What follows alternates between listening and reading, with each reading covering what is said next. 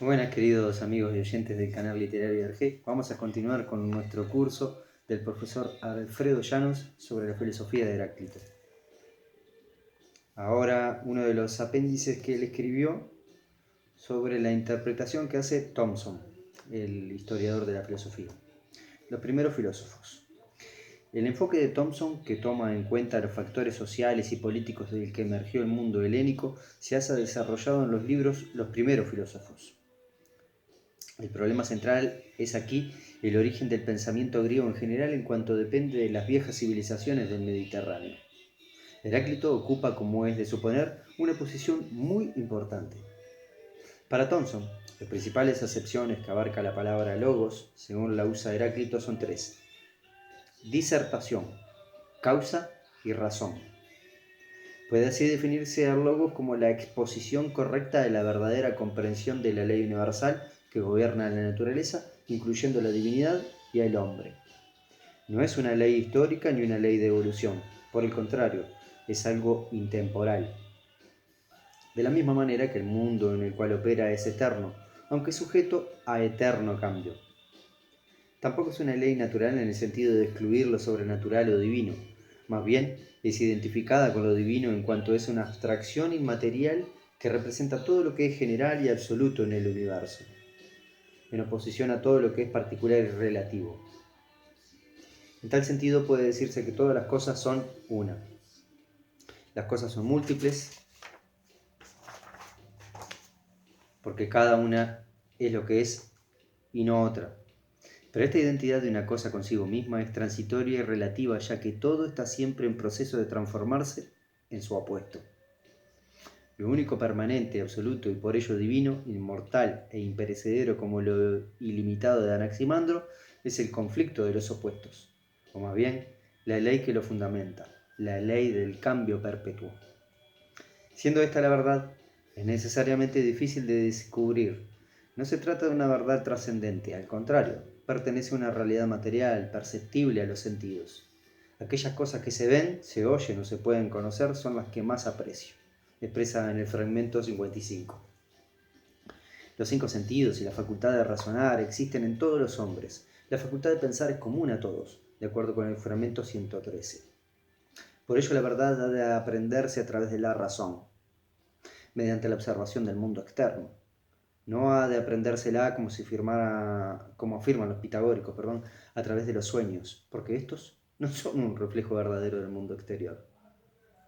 Para los que están despiertos hay un universo ordenado común a todos, mientras que el sueño, cada uno se vuelve el suyo propio, fragmento 89. Rechazar la evidencia de los sentidos es obrar y actuar como hombres dormidos, fragmento 73.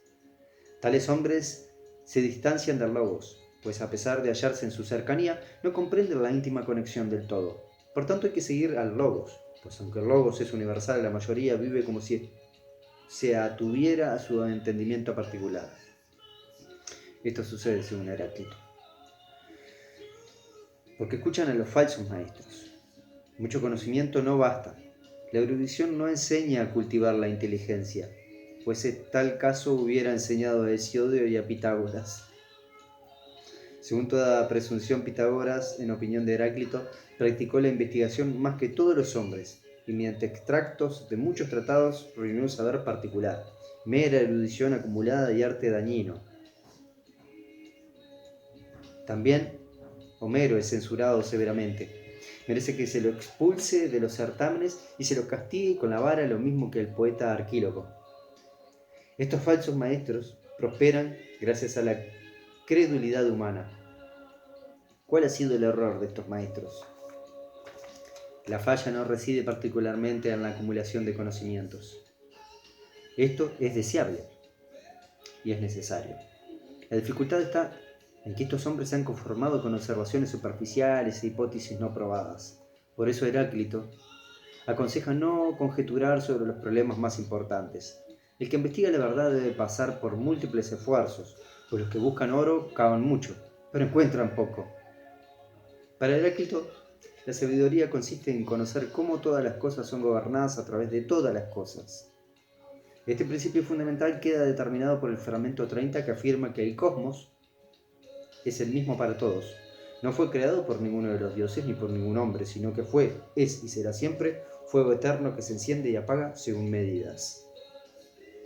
La sustancia primaria, pues, para Heráclito, es fuego, que corresponde al agua, al ilimitado, al aire de la escuela milesia. Pero su fuego no es lo primero en el sentido del ser original. El mundo de Heráclito carece de origen, ha existido siempre. En este punto la filosofía separa de sus predecesores. Todos han partido del postulado tradicional derivado de la mitología, a través de la mitología a la sociedad de un universo que había evolucionado en el tiempo. El universo de Heráclito es intemporal y se conserva a sí mismo. Por consiguiente, el fuego, con el que lo identifica, es únicamente lo primario en el sentido de que simboliza la ley fundamental de su existencia, es decir, la ley del cambio perpetuo y la lucha de los opuestos. Tal ley es consecuencia representada en forma adecuada por el fuego, elemento que siempre está visiblemente en movimiento y que cambia todo aquello con lo que entra en contacto. Las medidas por las cuales este fuego universal se enciende y apaga eternamente constituyen un ciclo autorregulador del cambio que es uniforme como todo, pero sujeto a una serie de fluctuaciones inexorables y alternadas. El círculo recorrido en una etapa es fuego, agua, tierra, o sea, el cambio hacia abajo y luego el cambio hacia arriba, en que la tierra se convierte en agua y ésta en fuego. Este es el eterno ciclo que mantiene el mundo en existencia. En cuanto respecta a sus relaciones materiales, los elementos son iguales, si bien están ordenados en una jerarquía de valores con el fuego a la cabeza. De la misma manera que el dormir es superior a la muerte y el despertar al sueño, así el agua es superior a la tierra y el fuego al agua. Sin embargo, según se ha indicado, este fuego es mucho más que el proceso material conocido por ese nombre. Es lo vivo, lo inteligente, lo divino, es decir, lo eterno en permanente cambio. Esta concepción del universo como una unidad orgánica de mente y materia presupone un modo especial de razonamiento, que también forma parte del logos. La lógica de Heráclito puede definirse retrospectivamente como una negación de las reglas de la lógica formal, aunque desde el punto de vista histórico sería más correcto describir las reglas de la lógica formal como una negación de la lógica de Heráclito. El fragmento 30 ya citado, que se refiere al fuego viviente eterno, ha sido considerado una certera explicación de los elementos del materialismo, como exponente de la dialéctica objetiva. Es necesario preguntarse entonces cómo fue posible que Heráclito se acercara tanto a esta posición filosófica moderna. Thomson cree que encontrar una respuesta implícita en las siguientes razones. Si sometemos a consideración especulativa en la naturaleza humana, o nuestra propia actividad espiritual, nos encontraremos de primera intención con la imagen de una trama infinita de concatenaciones y mutuas influencias, a la que nada permanece lo que era ni como donde era, sino que todo se desplaza, se transforma, nace y perece.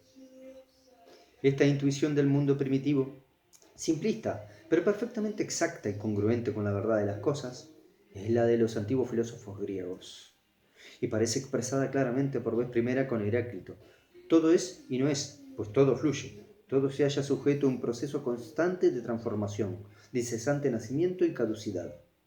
Pero esta intuición, por exactamente que refleje el carácter general del mundo de los fenómenos, no basta para explicar los elementos aislados de que este mundo total se forman. Y esta explicación es indispensable, pues sin ella la imagen total del mundo tampoco adquiere un sentido claro. Para penetrar en estos elementos, no tenemos más remedio que desgajarlos de su entronque histórico o natural e investigarlos por separado. Cada uno por sí, en su estructura, causas, efectos, y entre ellos se producen, etc. Tal es, por cierto, la misión primordial de las ciencias naturales, de la historia, ramas de investigación que los griegos clásicos situaban con harta razón en un plano puramente secundario, pues su papel reducía sustancialmente a suministrar, por una labor de acarreo, los materiales científicos. Como sus predecesores de la escuela milesia, Heráclito pertenece a la vieja aristocracia hierática. Como ellos había conservado el contenido materialista de las tradiciones tribales y al igual que ellos presentó ese contenido en una nueva forma. Su obra significa un adelanto con respecto a sus antecesores, porque si bien su contenido permanece en esencia invariable, la forma en la cual se presenta es más elaborada, más teórica, más abstracta. Pertenece a un nivel superior del proceso de pensamiento abstracto. Ahora bien, ese desarrollo, según Thomson, se hizo posible y fue determinado por el proceso de la producción de mercancías. Y en la obra de Heráclito, este esquema ha sido aplicado con tal maestría que su base económica es casi evidente. Su concepto de un ciclo autorregulador de transformaciones perpetuas de la materia en reflejo ideológico de una economía basada en la producción de mercancías. En sus propias palabras del fragmento 90, todas las cosas se intercambian en fuego y el fuego en todas las cosas, como las mercancías en oro y el oro en mercancías. Heráclito fue el primer filósofo que propuso una teoría comprensiva de la causalidad. Su ley de la interpretación de los opuestos se ha manifestado al ser analizada como una proyección de la naturaleza de las formas en que las nuevas relaciones de producción se reflejaron en la conciencia humana. Es una imagen social. Esto no quiere decir que carezca de verdad objetiva. Por el contrario, todas las teorías de esta índole deben necesariamente contener parte de verdad, porque son imágenes sociales. Pues la sociedad es parte de la naturaleza y las categorías por las cuales el hombre adquiere conocimiento de la naturaleza son por fuerza sociales. En realidad la teoría de Heráclito contiene una gran verdad que él pudo captar porque su poderoso intelecto penetró más profundamente dentro de la concepción del mundo tradicional, heredado de sus predecesores mediante las nuevas categorías sociales. Su sistema, elaborado en oposición consciente del dualismo pitagórico, fue el nec plus ultra, demonismo materialista. Después de él, la filosofía griega se escindió en dos bandos opuestos, el idealismo monista y el materialismo pluralista.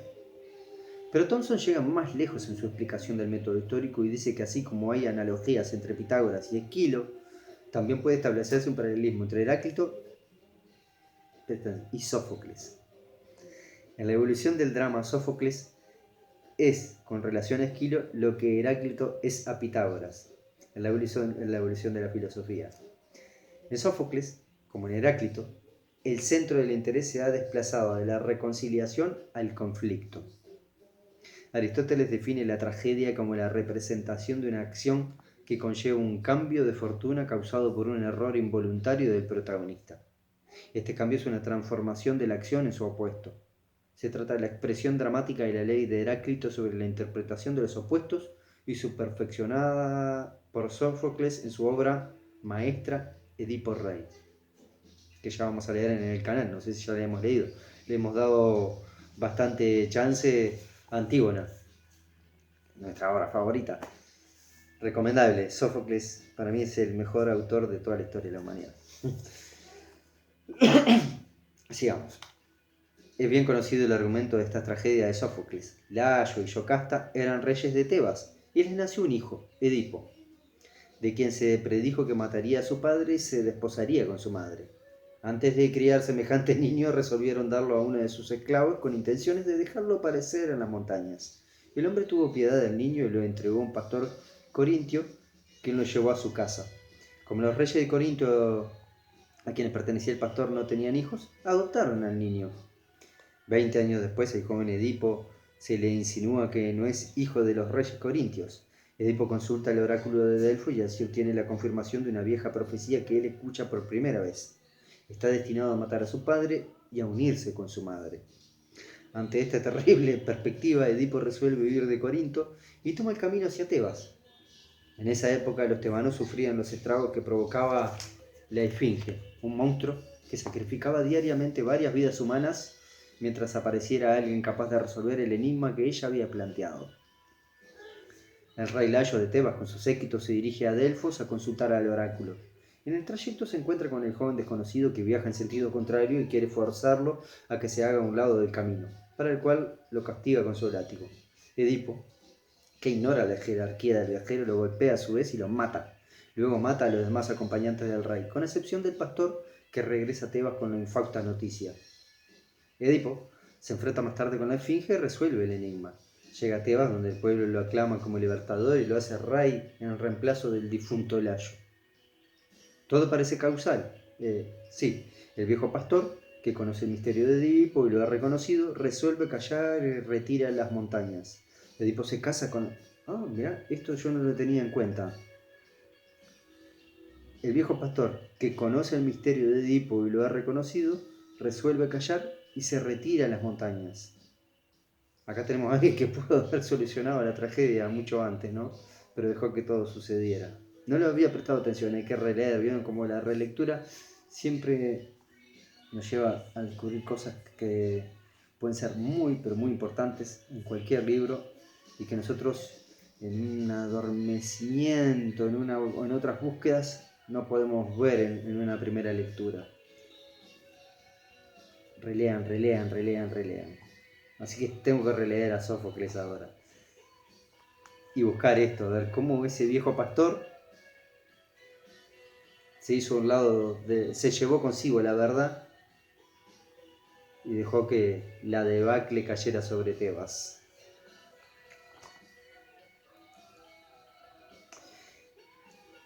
Edipo se casa con la viuda de Layo y ambos tienen varios hijos.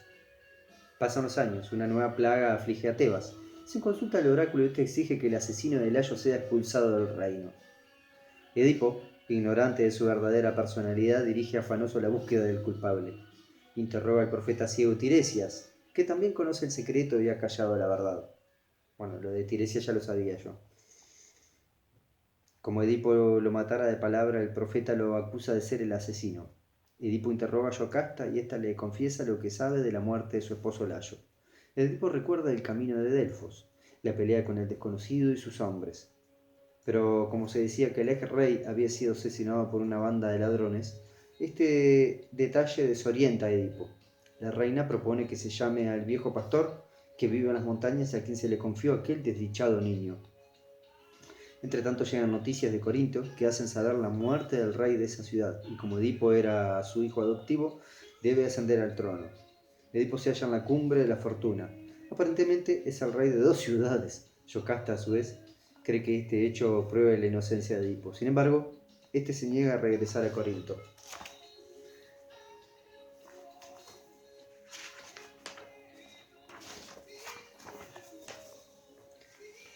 Teme la profecía, según la cual se casaría con su madre. El mensajero corintio pretende calmar los escrúpulos diciéndole que nada debe temer, ya que él solo es hijo adoptivo. Llegan pero el viejo pastor y reconoce en el mensajero corintio al esclavo quien se había confiado el niño. La verdad queda revelada al fin. Edipo se arranca los ojos con un broche que ha tomado del vestido de Yocasta, quien ya se había ahorcado. Desde el principio de la tragedia, nada ha cambiado objetivamente, pero en el aspecto subjetivo todo se ha alterado. Edipo descubre lo que es en contraste con lo que creía ser. Termina su vida como la empezó, es decir, como un proscrito.